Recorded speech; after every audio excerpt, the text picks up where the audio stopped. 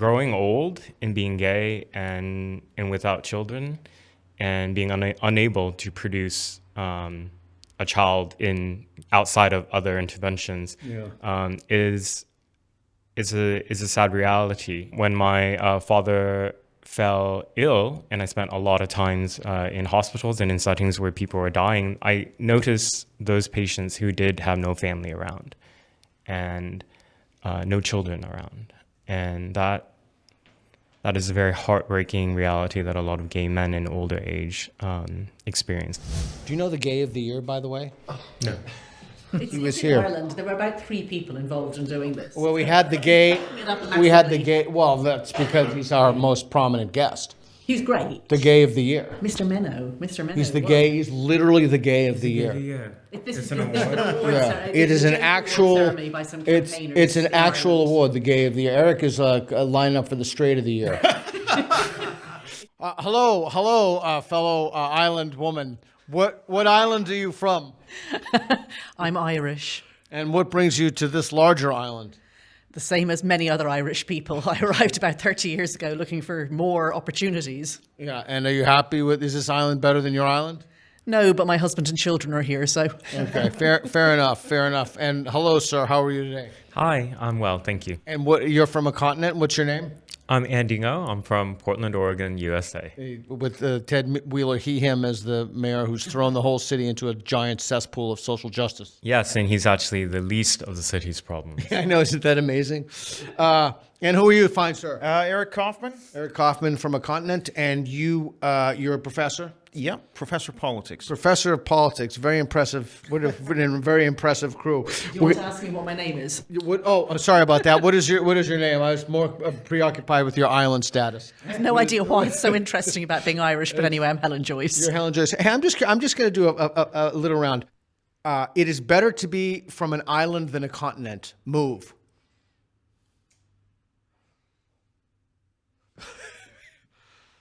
Oh my God, this is such heresy. Neutral. If I am from a continent, I feel superior to people from islands. Move.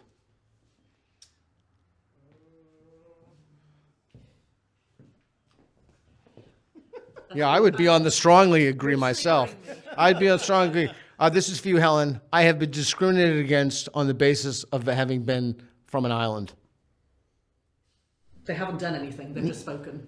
No, okay. Everybody go back to the neutral. That was just a fun round. That was just a fun round. Okay. First claim. Too many TERFs are totalitarian. Too many TERFs are totalitarian. Move. Wow, you're on agree. Strongly agree. Why you can take your time. You can move. Why you on strongly agree? Well, it's not that loads of TERFs, for those who don't know, that's trans-exclusionary radical feminists, are totalitarian, but oh my God, the grief that the few who are cause is immense. There's a lot of people out there who only believe, for example, in free speech, when it's their free speech. Right. What does a TERF believe? Well, it stands for trans-exclusionary radical feminist, and what it's meant to mean is that you don't think that men who identify as women thereby become women. But it's used as a slur. Okay. And you, sir, are on the agree. Yeah, I just think the RF part, radical feminist, generally means that somebody is only interested in the interests of a part of the society rather than the whole, so that they are going to seek to maximize the interests of a subgroup, even if that goes against the interests of the entire group. And that's perhaps why I'm a little bit suspicious, but even though I understand the term TERF is used by a whole range of people, many of whom actually aren't that way and are just classical liberal types. Can I just say, though, radical feminist doesn't mean like wild feminist or extreme feminist. It just means... I like to party feminist, not that. It just means that you have a certain analysis of relations between the sexes, which goes back to its roots. So it's the word radical meaning at the root of... I'm not a radical feminist because I don't agree with their analysis. That's not me saying that I'm a radical feminist. But people hear like, oh my God, they're just man haters, you know? It's not that. So you don't hate men? I'm married to one. I have 2 boys. Right. I have 5 brothers. Right. And and we're cool, and you're cool with Reed and Travis and John and...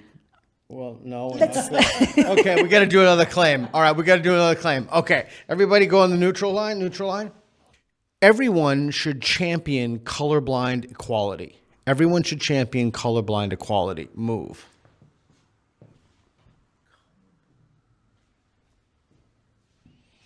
Disagree, slightly agree. Agree. Strongly agree. Okay, here's what we're gonna do. Grab. Actually, I'll go here. Oh, you're gonna. Okay, so Helen, grab the board. You guys grab the board. Andy, grab the board and a marker. So you're gonna write down the number one, the best reason you have for being on that mat. Everyone should champion colorblind equality. What is the best reason you think they have for standing on that line? What would it be? And so all I want from you guys is a yes or no if that's your reason. The colour is so unimportant and trivial that we should just not even see it. So, of course, we would want, equality that sees through, or just doesn't even see colour. Is that what you have on your line? Not exact. It's a close but no cigar. Okay. Is that just yes or no? Is that what you have written down? Yes. Okay, show her. Yes or no? You mean to? Yeah. Is I right? Is what I said she was correct? Did she guess correctly? You tell me. I would say no then. Okay. I want you to guess hers and just say yes or no. That's it. What do you think her best reason for standing on that disagreement mat is? Well, based on the answer that she gave, the response she gave before, I'm not quite sure why she's not on the more agree side, actually. So I'm quite puzzled by that. Do you accept I don't know as a response? 100%. Okay. That's 100%. That's always a good answer. But you want to. Well, I would say it might have something to do with a belief that there can be situations where some kind of color consciousness and affirmative action to do with, if there's something specific about race that holds you back in addition to class, then there is grounds for some kind of recognition and representation of such within an organization. Is that correct? It's not stupid, but it's not what I've got written down. Is the answer that he gave better than the one you have on the board? It's a very social scientist answer. Yeah. And that my answer isn't a social science answer at all. Okay, so take it out. So you're this is actually good for you because you got two people and so if you guess either one has, they have to show you. So take another guess. That it's a colossal misdirection where what holds people back is other things, in particular class or financial situation. It's a waste of time. You should be looking at other things. Is that the reason you have written down? Again, I would say close but no cigars. Okay. Is that the reason you have written down? Close. But no cigar. Sure. It's really tough to get. No. It's no cigar. They have that expression here. Well, you should have let them. You said yes or no. Yeah. But no. Is it yes or no? Yes or no? No, then. Okay. So we're going to give you one more guess and her one. Really You're tough. welcome So to she guess. said it too. wasn't about social science. I'm going to guess it's about Everything's philosophy. about social science, Eric. So I'm going to guess it's maybe philosophical. I'm going to go with kind of like the Charles Taylor, identities are a crucial part of who we are as individuals, so we can't be colorblind. No. I take it that's a no. That couldn't be more wrong, and I couldn't disagree with that more. Okay, so that's not better than what you have on the No. board. Okay. You want to take one more guess before we show? Okay, so channel a social scientist who think you can get everything with a survey. Or Andy, channel the author over there. Author and... Everyone should channel.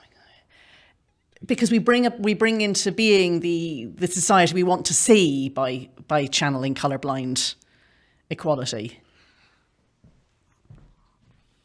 It's closer, but it's not. Okay, tell her what your answer is. So should I just flip it? Yeah. So basically, that it's key to the Western Enlightenment, the equal treatment idea. Yeah, okay. Explain that. Well, this idea that every individual is equal under the law, under the Constitution, and therefore justice has to be blind. And so we want to have equal treatment, not equal results, but equal treatment. Okay. Yeah, okay. Can you show her and Eric too? Read it. To re-legitimize equality, I think the concept and goal has been delegitimized by far-left radical activists who have championed equity over it, and claim that equality is racist and within a white supremacist colonial frame. And they've been quite effective in mainstream culture, academia obviously, and increasingly in government, to delegitimize equality, which is, I mean, it's one of the core tenets to the rule of law and so much of American, British, Western society. Okay, so you two look at each other now. Look at each other. Do you understand his answer? Yeah, and I think it in a way fits in with this one in a way, because as he said, equality is core to that Western American tradition, Right. equal treatment under the law. Okay. Do you understand his point? Yes, I think he put it much more eloquently than what I was trying to say. So your points are compatible. Yeah. Okay, now hold that there. Don't move. Keep that there for a second. Yeah. Not do you agree, but do you understand why they're there? I definitely do, and I think that they're really good points. I don't disagree. do? Yeah, absolutely. Are they good enough points to move you to the slightly disagree? Yes or no? It would or move me. just- I'd move further, actually. Oh, really? I'm making a different point, if I may, which is Okay, that don't tell me it. Don't tell me it. Don't tell me I'm it. dying to say it. I know we're getting there, but nothing they said convinces you to move. Me personally, yes. Well, The problem is everyone. My problem with this is the everyone bit. Okay, show them what yours is. So I resent being told to champion anything. I think we have to have space in a society for people to just not do things because they're meant to be done, because they're good. Like championing equality is like it's the jargon of EDI. This is how people talk in HR departments. It's what people say, like everybody in our social science department must champion some particular worldview. Well, what if you're just one of those people who likes to do something that's different, or that you don't like to be forced to say what you think? Like, I just think there has to be room for dissent, for people who just don't like being in any club, any of those things. okay. I don't want to champion anything. Hold on, I just want to make sure that I understand this. Don't people champion things all the time, like no child abuse, clean water, no plutonium in our food? I mean, don't we always? To me, I mean, maybe I'm just allergic to this sort of like be an ally, be active, be vocal, speak out on absolutely bloody everything. Like the word champion is the problem I have here with this. I think colourblind is a fine ideal, but I object to people being dragooned into any sort of social movement. Okay. Not do you agree with her, but do you understand her argument? Yes. Do you understand her argument? I do, but I think there's an important distinction between, I guess, what we call positive and negative forms of liberalism. So you can say, I can say that the order that I think would be best, or an ideal which I champion, but the implication of me saying I champion it, I think, is that everyone should champion it, even as I would be tolerant of people who don't champion it. So in a way, I can still think, wouldn't it be great if everyone championed it while being tolerant of those who didn't champion it? That's what I'd say. Okay. Did you understand that point? I did, and I actually do think it's a good point. And if there was anything that I wanted everybody to sign up to, it would be some sort of, baseline thing, like I don't even see race. Like that'd be great compared to pretty much any other version. Okay. So I guess my question to you is, you got her. You see her answer. It hinges primarily. I don't want to put words in your mouth, but with the word champion. Is there anything that you say, that reason sufficient to move you one line toward her, or no? Well, no, because I think this gets down to the meaning of words, right? I mean, so I think this is what this dispute is about. Whereas I think you can champion, you can say everyone should champion something as a statement of my view of the good life and of the positive liberal ideal I hold, while at the same time respecting the negative procedural liberal idea that everybody's allowed to have their own views. We have to be tolerant. We can't be railroading people into these beliefs. So it is also for you linguistic around the word champion. Yeah, that's right. So I support the free speech culture. I support dissent. So I don't want to crush that. But that to me is a negative liberal claim, whereas the positive view of the good life kind of claim is the one I think might make a difference. So, I mean, you're an academic, and increasingly in academic hiring and in promotions, they add things that are nothing to do with your work. And among those are EDI type things. That you prove that you have a commitment to this, that, and the other. And I mean, there are two problems with that to me. One of them is the thing you're being asked to have a commitment to may be something that I would regard as actively negative, for example, transactivism, or, some very grievance type racial politics. But on top of that, I just don't think that we should be measuring people for, say, entry to a maths department or a social science department on anything except their mathematics or social science. I don't want people being asked to champion anything in those situations. Right, if they wanted true diversity in the math department, they'd put me as the chair because I can barely add. Yeah, so usually we don't want that sort of diversity. Right. Diversity of ability, no. Okay, cool. Which is fascinating because everybody's talking about airline pilots and diversity now, which is fascinating. Yeah. Okay, cool. Put the boards down and go to the neutral. If I could take a pill to change my sex, but I couldn't take another pill to change it back, I would. Move.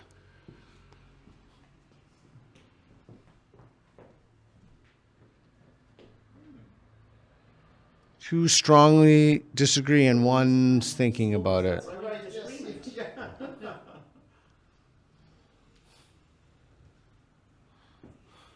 And one disagree. Okay, back to the neutral. So we're kind of disagreeing here. I mean, we're making a disagreement about which sex it's better in a way. Better or the one you want to... Do you see what I mean? Like, No. if we were all the same sex and we all said we'd stay the way we are, we'd be agreeing. But I'm female and I'm saying I wouldn't change, and they're male and they're saying they wouldn't change. So there's actually some interesting difference. We must be saying something a bit different from each other. Yeah, I'm not getting it. unless you take the view that people are just attached to what they That's are. what I was thinking. Because they've done these surveys of the claim was like white people they'd have to be paid like $20 million to become black, and that was always an argument for white privilege. And then they ran the survey the other way around. They found that black people would have to be paid the same amount of money to become white. So people are just attached to what they are. Yeah, but my reason for wanting not to change is that I always wanted to be a mother, and I wanted to be the one who made the babies. They're my babies. I grew them. But 9 months. But now that you could take a pill right now and be a guy. To lose the body that nourished my babies. Correct. So no, but I mean that can't be their reason. Their reason might be that, they don't want to have to go through the grief of childbirth. I don't know. But so I think, there is something that's interesting there. Oh, interesting. I see. Because I was just operating under. I was operating. You were just thinking about the assumption. change. You weren't thinking about where you are. Okay, so stay right there. Yeah, go ahead. Well, can I talk about why I actually quite struggled on this, even though maybe it should be quite obvious to people. Well, I think about like in my childhood when I knew I was different. I didn't know the word gay, but I knew it was different. And I was into female typical activities, and I was bullied a lot for that, as a lot of effeminate boys experience at school. And I remember as a child, I did wish I was, or at least the idea in my head, I didn't know what transgender was, but I thought that my life would be a lot easier and I would probably be happier if I was a girl. So, I was sort of just rethinking about those experiences just for a moment. I think I went to disagree, though, just because I think even, taking a pill, I mean, I don't have any gender dysphoria feelings now, but even taking the pill to change, I still think, let's say magically I was biologically female, I still think I would be an imposter of a female, given that my entire life up to now has been male, a gay male, yes, but male. So I would not be fully into this, being a woman, because of my Because you upbringing. haven't had the history of being a woman. I mean, I have a gay son, and so he's younger than you are, and he hasn't been bullied at all, and he's never wished to be a girl, even though, he was very much what people call effeminate. And so I think, what you're saying is that society can be very cruel to people who are non-conforming, and if they hadn't been cruel to you, you would not necessarily have felt anything like that. So, so this, I can totally see why you stood there and thought back over it, but better that we accept that a few % of people are, for a reason to do with sexuality, very non-conforming, and probably non-conforming in early childhood too. That's what the evidence shows. And say, wow, isn't that's I call it. I think effeminate is such a terrible word, or tomboy. I call it variant masculinity. You're masculine. You weren't feminine. Those little boys are not feminine. They're quite distinct, and it's a variant type of masculinity. Interesting. Okay, so here's something I've been thinking about a lot. If I could take a pill There's a theme here. yes, if I could take a pill to change my sexual orientation, I would move. God, I can't go far enough away.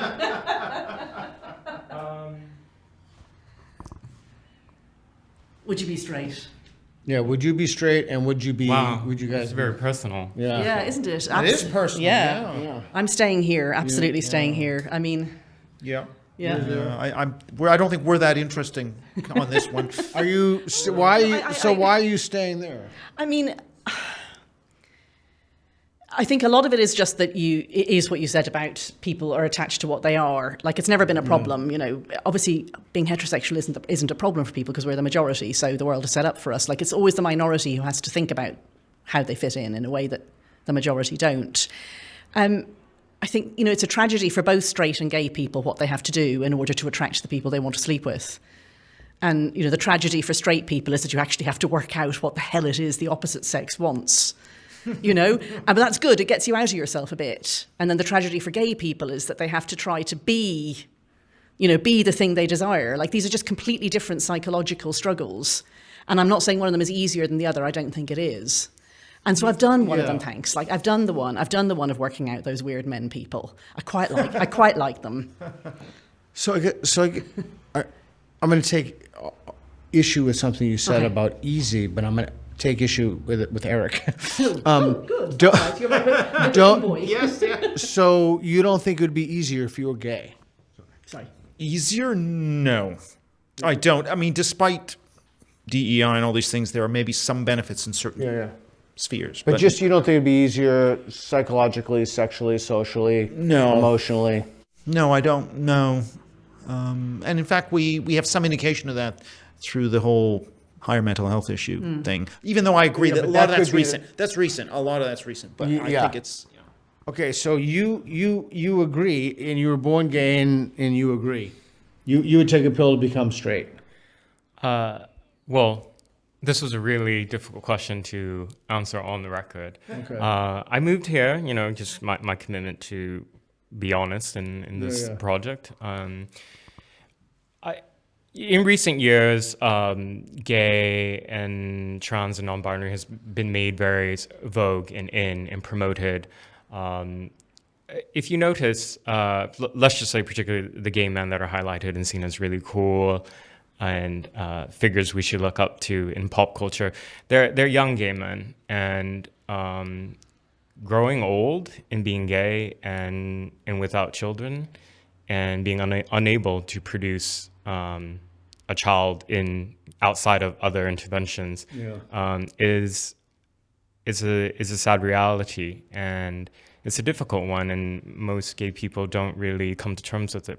When you're young, you just think about how you're free from a lot of obligations, right? You can have a lot of carefree sex and no obligations, not have to deal with many of the emotional difficulties that may come from a female partner. I'm speaking as a gay male experience. No offense. No, it's true. But thinking about the older experience, when my father fell ill and I spent a lot of times in hospitals and in settings where people were dying, I noticed those patients who did have no family around and no children around.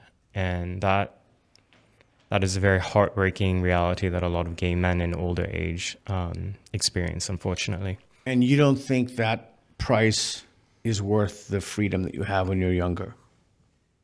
To die alone, assuming that that's something intrinsic or more likely if you're gay. The so-called freedoms of being able to live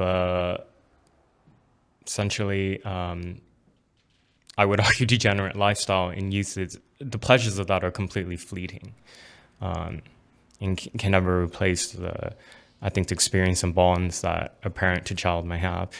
And then of course, I'm hearing these other arguments that, same-sex couples can have children through the other interventions, but that also raises a lot of ethical questions. Some gay men who have money go to commercial surrogacy. That raises a lot of ethical questions that I'm not sure where I land on that.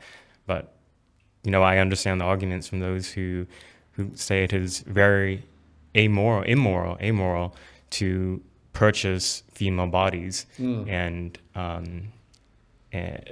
to use to get children. Well, thanks for being honest. I appreciate that. Any final thoughts? Any concluding thoughts before we do another claim? Yeah, I mean, the central fact about being heterosexual is that if you can find someone who's interested, you can make your own babies. I mean, and I say this as a woman who did fertility treatment, like both my own children are through IVF. But, two people doing IVF who were opposite sex, weren't too old, used their own eggs and their own body, own sperm, very different.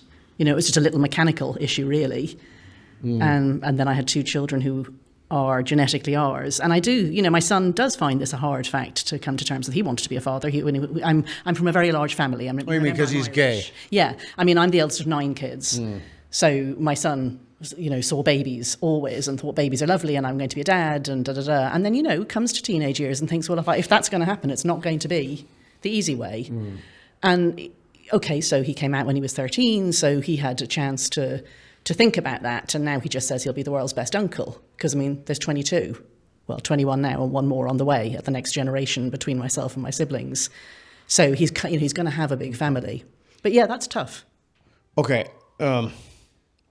Let's do another claim. Let's cut. All right. I need to use the restroom. Okay. Any organization not explicitly right-wing sooner or later becomes left-wing. Any organization not explicitly right-wing sooner or later becomes left-wing. Move.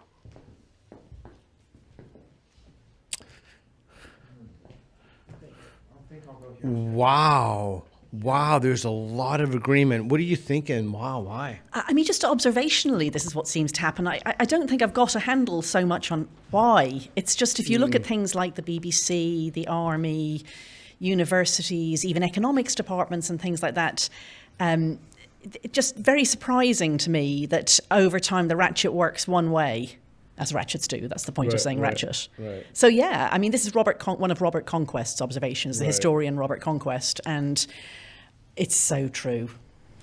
You also agree with that. Yeah.